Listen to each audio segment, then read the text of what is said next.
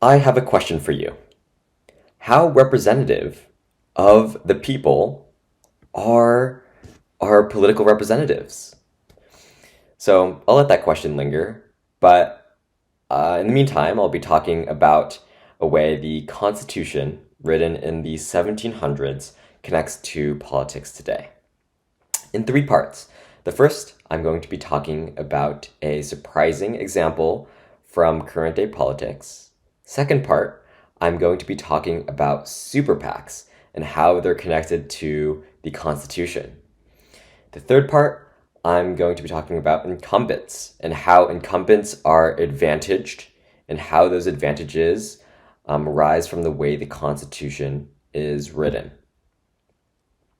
So first, let me give some background on New York City and what's going on right now. Right now, they're having a mayoral election, so an election for mayor, and there are three candidates. One of them is a Republican candidate who, in the polls, is not doing that well, but he's a pretty funny guy. Sliwa is a Republican candidate who is apparently known for When I getting was shot shot in the five back of a cab, times. something like that. But he is not one of the two frontrunners of this election. Instead, I want to focus on Andrew Cuomo, who served as New York City mayor from 2011 to 2021. And he's running on a campaign that is a little bit scandalous, but he's being funded extremely heavily compared to our other candidate, Zohran Mamdani, who is trying to disrupt the political status quo. And just to give you a sense of how unevenly they're being funded, super PACs that are supporting Cuomo and against Mamdani have raised $47 million in contributions. 47 million. Whereas the super PACs that are supporting Mamdani and against Cuomo have raised 3.7 million. So that's less than 10 times less. But first, we need to understand what is a super PAC. So a super PAC is a super political action committee, and these are essentially organizations that can spend money, large amounts of money, to influence political campaigns and political elections. And if you feel weird about that idea of spending money to influence political elections, that's a good feeling to have. And we're going to discuss about whether that's protected under the Constitution. But why are we even focusing on money? Money has actually had an huge increase in importance over the last 20 years. I mean, just based off of spending alone and how much people are willing to spend on their campaigns, I'm going to give some numbers. So in the year 2000, according to Open Secrets, which is an organization that records information about elections and just generally United States government, $5.6 billion adjusted for inflation were spent on elections in the US in total.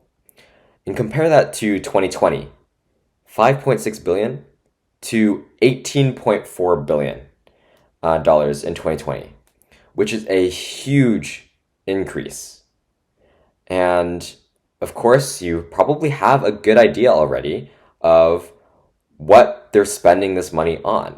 I mean, when you go onto YouTube or when you go into social media, do you ever see sponsored campaigns like Yes on Prop 50 is one about that's just something we see right now living in California, but every election cycle you see so many political ads. So we have ads, we have campaigns going around to place, the candidates themselves, online advertisements. There's a lot of money being spent, and more so now that there's a lot of online opportunity for spending money in advertisements. And so the question is, I mean, can super PACs actually spend this money to influence political campaigns? And for a while, the answer was no. There was a case called Austin versus the Michigan Chamber of Commerce, in which the Michigan Chamber of Commerce basically went to the Supreme Court saying, we don't want our political spending to be limited because it should be protected under the First Amendment. But actually, the Supreme Court disagreed. They were worried, of course, about a type of oligarchy almost, where political spending would give too much power to money and could contort the electoral process. And the Supreme Court essentially said, no, we're going to keep limits on spending. And this held until 2011, when Citizens United made exactly the same case. They went to the Supreme Court and said, hey, under the First Amendment, we believe that political spending should be unlimited for super PACs because of free speech. And this time, the Supreme Court actually agreed with them.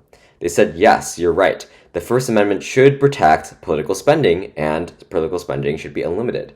This goes to show that not only does our Constitution change over time, but interpretations of the Constitution also change over time as well, most likely correlated with the changing of the Supreme Court, because it was the same argument made in both, but the outcome was actually different. So now, starting from 2011, super PACs can spend an unlimited amount of money on financial campaigns. So let's circle back to Andrew Cuomo. The same super PACs that invested in him in his initial election want him to stay in power, essentially. And so that's common across the board, and it's one way that incumbents, or people who have at least been in the position previously, have a financial advantage of almost 10 to 1 against an up-and-coming opponent. And this is one of the reasons why we've seen an increase in the percentage of incumbents that are reelected in recent elections, going from 60% to 90% in the recent years. And this falls under a larger theory or framework called congressional stagnation, which is concerning when we consider the question of whether these political representatives, which we're reelecting each time and then getting older, are actually representative of the people. Because as we know, political views change over time and over ages. And so people have different ideas on how to fix such an issue. For example, in 1995, there was the Citizens Legislature Act, which was a proposed constitutional amendment that would limit senators to 2 6-year terms and House representatives to 6 2-year terms. But it has a few pitfalls. Like, it wouldn't fix the inherent incumbent advantage. It would only make sure that you couldn't stay in power for too long. Also, a huge pitfall is that it removes experienced politicians, which a lot of people believe are necessary for a functioning democracy. And it was ultimately not passed in 1995. Even though it did receive a majority of votes in the House, it didn't receive 2/3 majority or a supermajority. So I'm running out of time, but I want to end with this. All in all, we are still facing issues today that arise from how the Constitution was written all the way back in the 1700s. Not only that, but our Constitution is constantly changing, and our interpretations of it are changing as well. And so I hope you learned something about super PACs and incumbency, and yeah, have a great rest of your day.